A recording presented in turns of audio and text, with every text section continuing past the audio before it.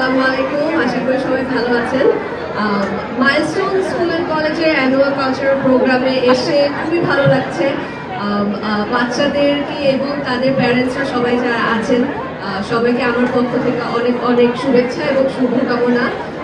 আমি যতদূর জানি মাইলস্টোন স্কুল অ্যান্ড কলেজ আমাদের দেশের one of the most respected institution এবং সেই সাথে খুবই ভালো রেজাল্ট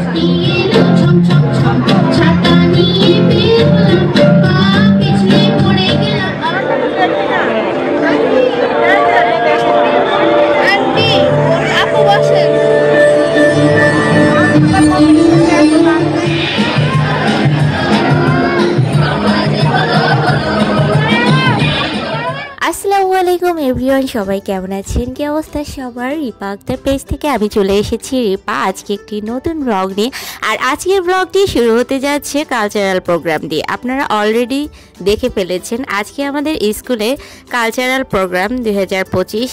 তো আমার কাছে অনেক বেশি ভালো লাগছে আজকের প্রোগ্রামটা, সেটাই হচ্ছে আপনাদের সাথে আজকে শেয়ার করতে যাচ্ছি। আগে বলেন আমার পরনের এই বেগুনি শাড়িটা কেমন লাগছে আর আমাকে দেখতে ঠিক কেমন লাগছে। আমি এখানে এসে একটু স্লো মোশন নিয়ে নিয়েছি। আমাদের প্রোগ্রামটা মূলত শুরু হয়েছে 2টার পর, তো আমাদেরকে একটু আগেই আসতে হয়েছে। এটা টোকিও স্কয়ারে কনভেনশন হলে লিফটের 8-এ। অনেকেই জানেন আবার অনেকে জানেন না, তাই আপনাদেরকে শেয়ার করলাম। আমরা অলরেডি প্রোগ্রামে চলে এসেছি আর এই হচ্ছে আমাদের আজকের প্রোগ্রাম।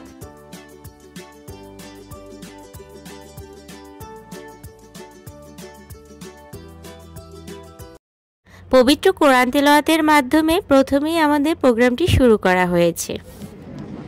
মাইলস্টোন পরিবারের পথ চলা সাফল্যের, স্বপ্নের, শিক্ষা ও মানবিকতার। তবে এই পথ চলায় আছে গভীর বেদনারও অধ্যায়। 21শে জুলাই 2025 বিমান দুর্ঘটনায় মাইলস্টোন পরিবার এক অবর্ণনীয় ট্র্যাজেডির সম্মুখীন হয়েছিল। সারা দেশের মানুষ থমকে গিয়েছিল, যা আমরা সবাই অবগত। আমরা হারিয়েছি আমাদের আপনজন, শিক্ষার্থী, অভিভাবক, শিক্ষক এবং স্বপ্নবাহক।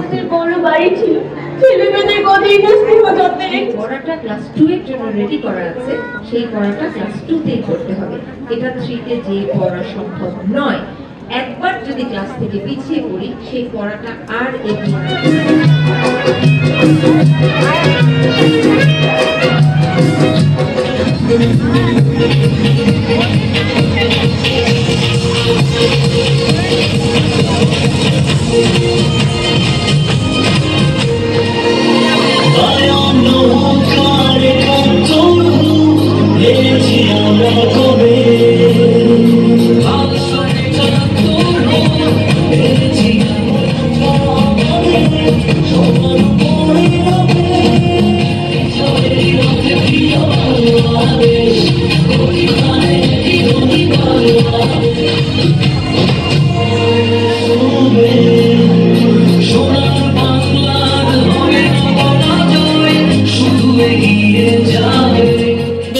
আমাদের প্রোগ্রাম শেষ হয়ে গেছে আর এখন আমরা বের হয়ে যাচ্ছি। তো আজকে আমাদের প্রোগ্রামটি কেমন লেগেছে অবশ্যই কমেন্টসে জানাবেন। আর আমাদের মাইলস্টোন মোহাম্মদপুর ব্রাঞ্চের জন্য অবশ্যই সবাই দোয়া করে যাবেন। আর ব্লগটি কেমন লেগেছে অবশ্যই কমেন্টসে জানাবেন। নেক্সট ব্লগে আবার খুবই শীঘ্রই আপনাদের সাথে দেখা হয়ে যাবে। সেই পর্যন্ত সবাই ভালো থাকেন, সুস্থ থাকেন। সবার জন্য দোয়া রইল, আমার জন্যও দোয়া করবেন। আল্লাহ হাফেজ।